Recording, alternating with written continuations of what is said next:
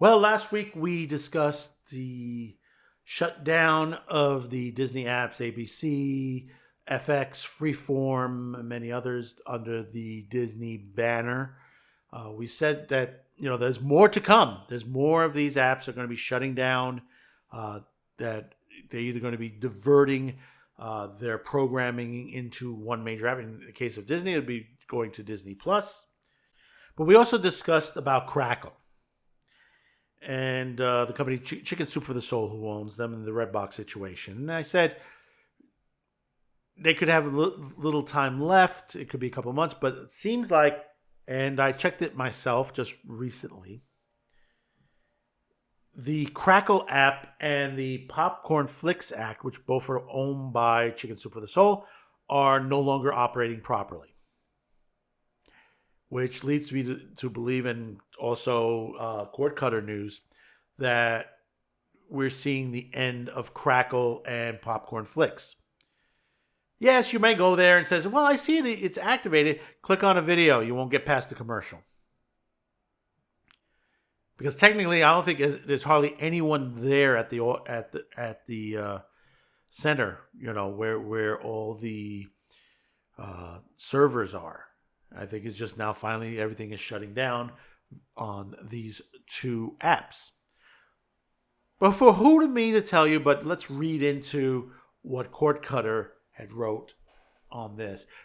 Crackle and Popcornflix have stopped working as their parent company shuts down in bankruptcy. Back in July, we learned that Chicken Soup for the Soul Entertainment will be shutting down. Originally, the company filed for Chapter 11 bankruptcy to try to reorganize and handle its debt to relaunch. Instead, they converted it to a Chapter 7 with plans to lay off 1,000 staff and end all operations. This means Crackle, Redbox, and Popcornflix will end service at some point soon. Almost right away, Redbox free streaming service stopped working. Now Crackle and Popcornflix have also stopped working. Both apps still work, but when you try to play anything, after the ad plays, no content is shown or an error message plays. With most of the staff laid off already and plans to shut down, the service already announced this likely means the end of these two services. This move ends one of the original free ad-supported streaming services. Crackle launched in 2004 and was bought by Sony in 2006. It grew to be one of the first well-known streaming services that offered 100% free content with ads legally. In 2019, Sony sold Crackle to Chicken Soup for the Soul Entertainment. Crackle's impact on cord cutting today cannot be understated. It led the way into what is now one of the fastest growing areas of cord cutting with the launch of free ad-supported streaming services like Tubi and Pluto, or what we call fast channels. The closure of Chicken Soup for the Soul also impacts Popcornflix. First launched in 2010, it was another early pioneer in the world of free ad-supporting streaming. In 2017, its parent company, Screen Media Ventures, was purchased by Chicken Soup for the Soul Entertainment. The other major streaming service impacted by the shutdown is likely the most well-known Redbox. In 2022, Redbox was purchased by Chicken Soup for the Soul Entertainment, and the name used to launch a new free ad-supported streaming service. Growing in popularity early on, the base on the name Redbox streaming gained a strong following. Now, Chicken Soup for the Soul Entertainment will be shutting down operations and ending its search for new funding, which means all three services will be shutting down. It's a shame. It is a shame that this happened.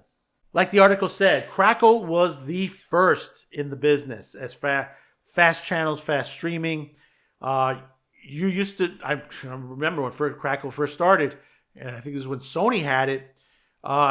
When you clicked on Crackle, you immediately got a video playing in the background, and then you were able to choose whatever you want. Most of the time, you stay on that video because it looked if it was a good movie or TV show. And of course, Redbox, because of Netflix popularity, Redbox continued on to rentals. Out there, you had the machines that were out in front of the stores, like in front of Walgreens. You were able to get a movie. You were still able to get a DVD or a Blu-ray, rent it out. But then everything happened financially. The whole company collapsed. Now, the Chicken Soup for the Soul itself, I don't think they've gone 7. I think only the entertainment division. I could be wrong. I may be wrong. Comment, let me know.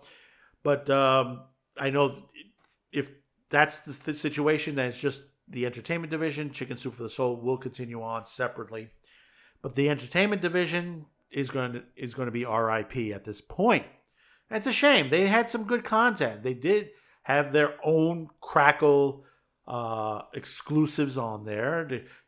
Basically before Tubi got ramped up and stuff on there, you got to see The Critic, you got to see Barney Miller, and a couple others. Now all of that is now available on Tubi TV.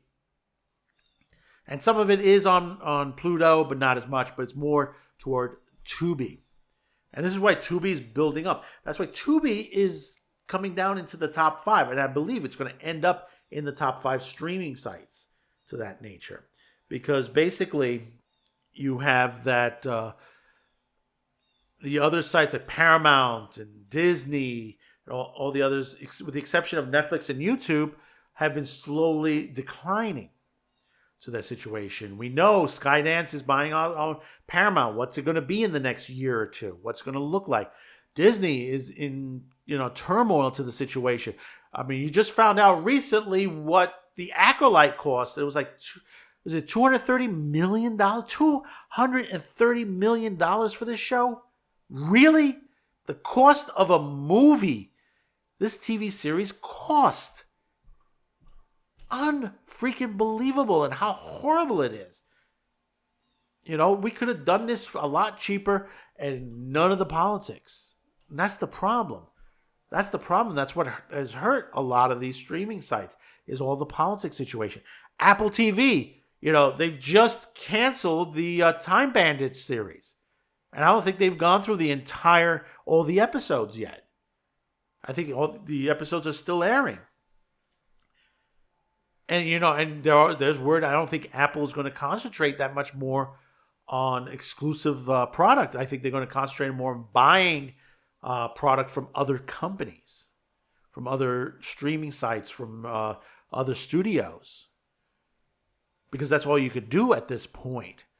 If you can't attract viewers to your site for new product, new content, you're going to have to encourage them to come over on older titles, which I'll tell you, that's, when you look at Tubi, again, Tubi, Pluto, and, you have people like Taylor Sheridan, who's made not 1, not 2, not 3, at least 5 or 6 good TV shows out there.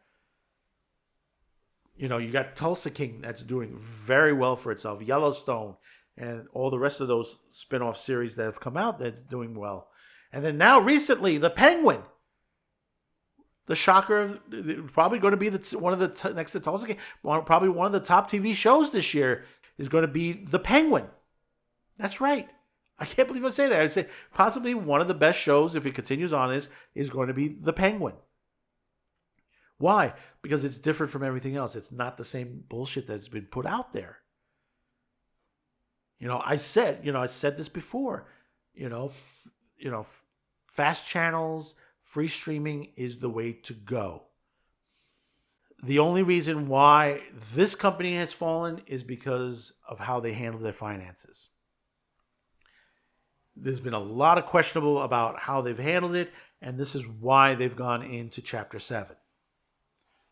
It's completely eliminated the entertainment division of this company. But you see the strengths of Tubi and Pluto, which are in the top 10 right now. And Roku is in there. And many others. You got Stir that's out there. That's also doing that as well. And then also you have Plex. Plex has got some good stuff out there. I mean, they got the Drew Carey TV series, which, was hard to get. You only could watch it on free TV over the antenna on certain channels, but you couldn't get a DVD or Blu-ray on it because, or see it on streaming because of the music. And that's another issue, is that a lot of these companies are, they're holding up some of this great content, older content out there because of copyrights, because maybe the music or what particular venue to the situation of the, if you had multiple people invested into the series or movies and stuff like that. I mean, right now we should be doing a complete renaissance of the older stuff, going all the way back to the beginning of broadcast television and to the beginning of film, because there's a lot of great content. And I know there's a lot of people who hasn't seen a lot. All you got to do is watch a lot of the YouTuber reactions that are out now. There are people who have never seen Mystery Men, or they have not seen The Terminator, or they've not seen the movie MASH. I was on a chat room while they were doing a screening of the movie, the original 1970 movie MASH. And we had a great discussion on that, because there was a lot of stuff on there. Because you have to remember, by the 1970s, the Hays Code was completely obliterated, and the MPAA was beginning to rise at that point. So you had a great renaissance in that period. New content that the artists were able to mold into good movies, TV series. Nothing was hampered or hindered as far as the subject matter. So let me know in the comments below your thoughts on this. Rest in peace, Crackle. Rest in peace, Redbox. Rest in peace, Popcornflix. Another couple of companies killed by the streaming wars. So let me know in the comments your thoughts. Don't forget to share this video, hit the like, and hopefully today's the day I've earned your subscription. Once again, I want to thank those of you who have clicked on this video. We know you've had thousands and thousands of choices out there to watch, but you clicked on our video specifically. We really do appreciate it. Until next time, thank you for tuning in, and so long.